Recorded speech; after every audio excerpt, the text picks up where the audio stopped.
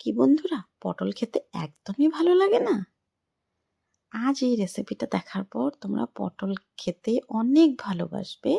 পটলের সাথে অনেক ভালোবাসা হয়ে যাবে, আমি কথা দিচ্ছি। আমি যে রেসিপিটা আজকে তোমাদেরকে বানিয়ে দেখাবো, এই রেসিপিটা তোমরা যদি একবার বানিয়ে খেয়ে দেখো, তাহলে তোমাদের পটলের সাথে ভালোবাসা হয়ে যাবে। তোমরাও পটল চেটে পুটে খাবে। হ্যাঁ বন্ধুরা, হ্যালো বন্ধুরা, আমি মনা রান্নাঘরে তোমাদেরকে অনেক অনেক ওয়েলকাম। তো দেখো, আজকে আমি যে পটলের রেসিপিটা রান্না করে দেখাবো তোমাদেরকে, তোমরা এটা আঙ্গুল চেটে পুটে খাবে। তো দেখো, আমি একটা কড়াই পরিষ্কার করে কাপড় দিয়ে মুছে গরম বসিয়ে দিয়ে ওটার মধ্যে সর্ষের তেল দিয়ে নিয়েছি। তারপর হচ্ছে কি, পটলগুলোকে লম্বা লম্বা করে কেটে নিয়েছি। কেটে আমি সর্ষের তেলের মধ্যে পটলটা আগে থেকেই কেটে রেখেছিলাম, কেটে ধুয়ে রেখেছিলাম, আমি এটা দিয়ে দিলাম। দিয়ে দেখো, এটাকে নেড়ে চেড়ে লাল লাল করে আমি ভাজা করে নেব।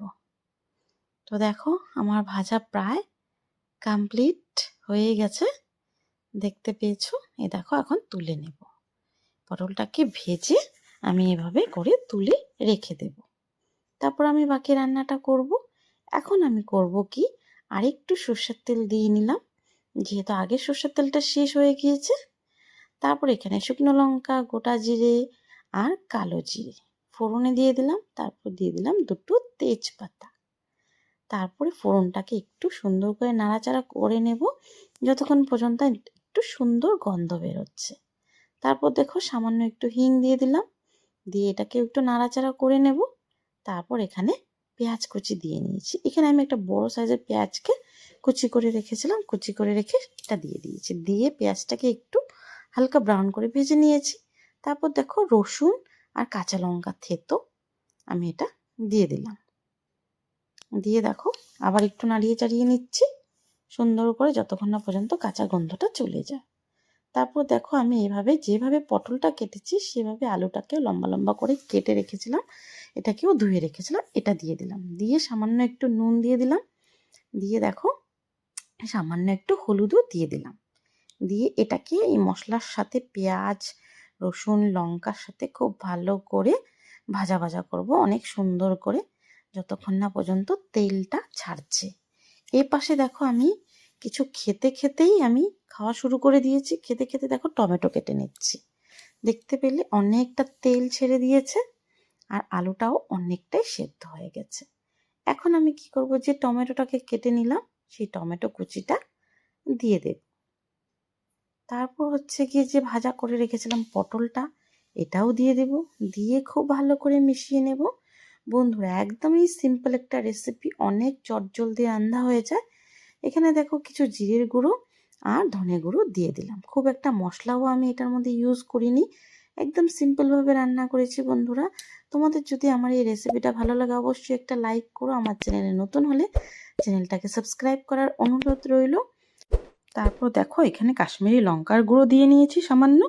তারপর খুব সুন্দর করে মিশিয়ে নিচ্ছি। তো বন্ধুরা, তোমাদের যদি ভিডিওটা ভালো লেগে থাকে, অবশ্যই একটা লাইক করে দিও, আর একটা সুন্দর কমেন্ট করতে ভুলো না কিন্তু।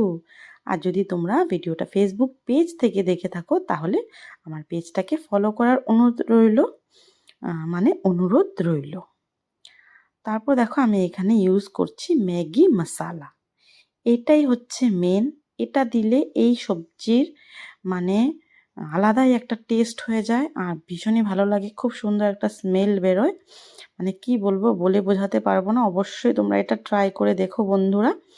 তারপর দেখো, কিছু ধনেপাতা কেটে নিচ্ছি। আমি এখন একদম নামানোর আগে একটু ধনেপাতা দিয়ে নেব। তো দেখো, কাটা হয়ে গেছে আমার ধনেপাতাটা, এখন আমি দিয়ে দিচ্ছি। অনেকই টেস্টি একটা রেসিপি বন্ধুরা, তোমরা অবশ্যই ট্রাই করো। আমি তোমাদেরকে বারবার বলছি, তোমরা একবার এরকম রান্না করে খেয়ে দেখো, তোমরা পটলের ভালোবাসায় পড়ে যাবে। আর বন্ধুরা, তোমাদের কাছে রেসিপিটা কেমন লাগলো একটা সুন্দর কমেন্ট করতে ভুলবেন না কিন্তু। তো দেখো, আমি এখন এটা সার্ভ করে নিচ্ছি। আমি একটা থালার মধ্যে সার্ভ করে নিচ্ছি। বন্ধুরা, এটা যদি তোমরা রুটির সাথে খাও অনেক ভালো লাগে, লুচির সাথে খাও অনেক ভালো লাগে, গরম গরম ভাতের সাথেও খুব ভালো লাগে। একটা শুকনো সবজি, ডাল দিয়ে খেতেও ভালো লাগে, এমনিতে খেতেও ভালো লাগে। তোমাদের যে মন পছন্দ তোমরা তেমনই এটা ইউজ করতে পারো, সেভাবেই তোমরা খেতে পারো তোমাদের পছন্দ বন্ধুরা। মানে কি বলবো, আমার তো ভীষণ ভালো লাগে এভাবে পটল রান্না করে খেতে। পটলের অনেক রেসিপি আছে, বাট এটা একদম সিম্পল একটা রেসিপি। তো বন্ধুরা অবশ্যই বলবো আমি একবার ট্রাই করো, ট্রাই করে আমাকে অবশ্যই কমেন্ট করো। তো চলো বন্ধুরা আজকের জন্য এই পর্যন্তই, টাটা, বাই বাই।